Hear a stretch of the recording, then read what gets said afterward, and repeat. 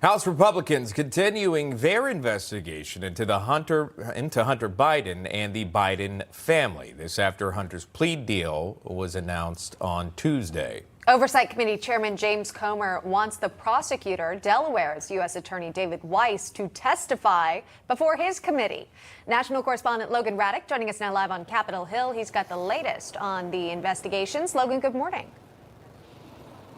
Emma and John, good morning. And U.S. Attorney David Weiss says his investigation into Hunter Biden is ongoing, even though both sides reached a plea deal. And House Oversight Committee Chairman James Comer wants to know why, as that investigation could interfere with his own. And Comer also wants to know the scope of the DOJ's 5-year probe into Hunter Biden.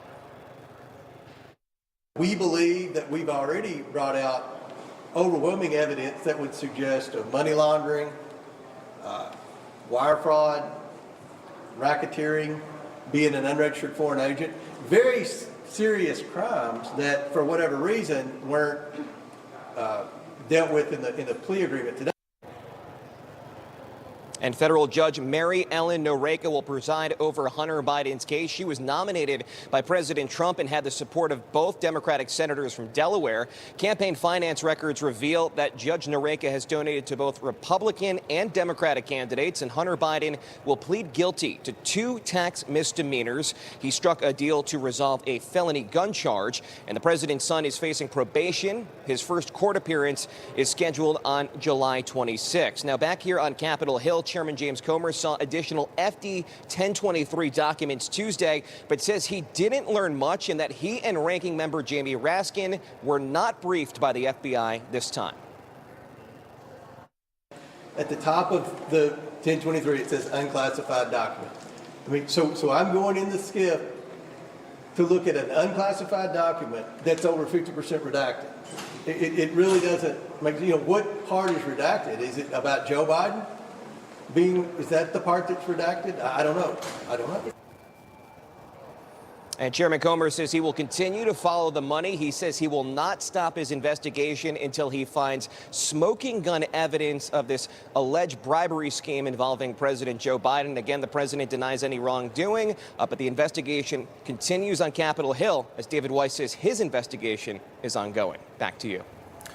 Logan Raddick reporting live from the Capitol. We appreciate that. Logan, thank you. We'll bring in now former Republican nominee for U.S. Senate in New York, Joe Pinion. Joe, thanks for coming back on here. We appreciate that. We haven't spoken again since the announcement was made with the plea deal between Hunter Biden there. And obviously on those couple of misdemeanors in terms of not paying taxes. He did pay them, but paid them after the time in which he was supposed to. Unlawful possession of a gun. He's going to go through a program on that, likely avoiding any jail time. Yet the Oversight Committee, that's a different story than the DOJ. And again, that plea deal. Talk to us about that and what you see happening. Well, look, it seems like a bunch of smoke to me. Leave it to the Department of Justice to talk about the few cases against Hunter Biden that actually really aren't pertinent to the American people specifically. Again, there's that old saying by the former governor of the state of New York, Eliot Spitzer, never talk when you can nod, never nod when you can wink, and never write an email because it is death. We have the emails. We have the emails from Hunter Biden himself saying that he needed to have FaceTime with people in the White House when his father was vice president to get paid.